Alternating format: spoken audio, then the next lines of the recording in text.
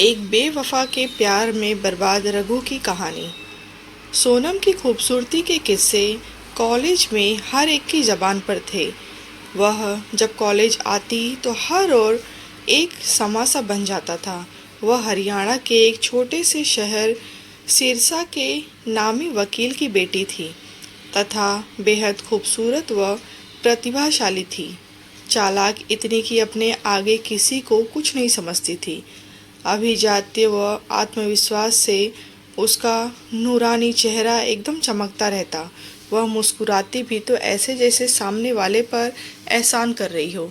College में एक रसूख वाले नामी वकील की बेटी यदि होशियार और सुंदर हो तो उसके आगे पीछे घूमने वालों की फहरिस्त भी लंबी होती है। लेकिन सोनम ने सब युवकों में से रघुवंशी को चुना, जो गरीब और हर वक्त किताबों में खोया रहता था। वह सोनम का ही सहपाठी था और गांव के एक गरीब किसान का बेटा था।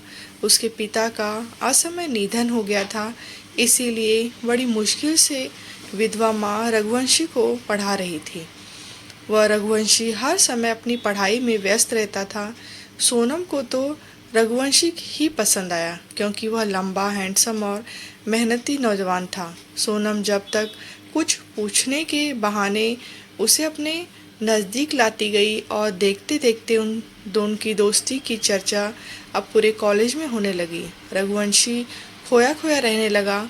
धीरे धीरे इस मेधावी छात्र की पढ़ाई जहाँ ठप सी हो गई, वहीं सोनम जो पढ़ाई में औसत दर्जे की थी, अब वह उसके बनाए नोट्स पढ़कर फर्स्ट आने लगी। इस सब से में रघुवंशी की मेहनत होती।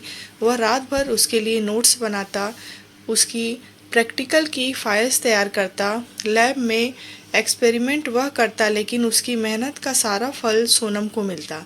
रघुवंशी तो बस अपनी प्रेमिका के प्रेम में ही डूबा रहता। वह उसके अलावा कुछ सोच भी नहीं पाता। यहाँ तक कि छुट्टी में वह अपनी माँ से मिलने गांव भी नहीं जाता। ये सब देख माँ भी बीमार रहने लगी। रघुवंशी प्यार के छलावे में इस कदर हो गया कि उसे याद ही नहीं रहता कि गांव में उसकी माँ भी है, जो आठों पहर उसकी ही राह देखती रहती है। माँ ने अपने जेवर बेचकर उसके कॉलेज की फीस भरी। माँ बड़े किसानों के यहाँ धान साफ करके उसकी पढ़ाई का खर्च पूरा कर रही थी। उनके प्रति चाह कर भी रघुवंशी नहीं सोच पाता, क्योंकि सोनम के साथ उसके प्रश्नोत्तर बनाना, फिर उसके घर जाना, वह कहीं जा रही है तो उसे साथ ले जाना, उसके संग पिक्चर व पार्टी अटेंड करना, ये सब काम वह करता। वह इन सब में इतना थक जाता कि उसे अपना भी होश न रहता।